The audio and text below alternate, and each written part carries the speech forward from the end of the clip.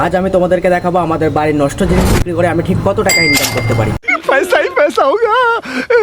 ভিডিওটা চটপট শুরু করা থাক আর ভিডিওটা শেষ পর্যন্ত মজা নাও।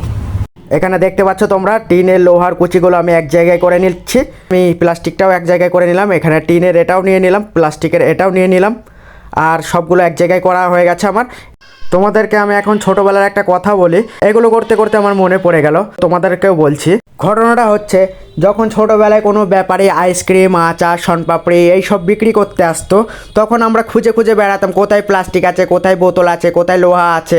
আমার এই বিষয়টা মনে পড়ে গেল এখন। যে যে ছোটোবেলায় এমনটা করেছিলে কমেন্ট করে বলো। এখন আমি যাচ্ছি দোকানে, দোকানটা আছে আমাদের গ্রামেরই দক্ষিণ পাড়ায়।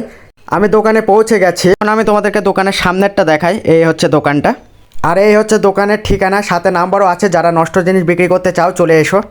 এখন আমি আমার বাইক থেকে নামিয়ে ফেলেছি এগুলো, আর এখানে আমি সব রকমভাবে সাজিয়ে রেখেছি। প্লাস্টিক আলাদা করেছি, লোহা আলাদা করে রেখেছি, আর এইগুলো হচ্ছে তিরপল।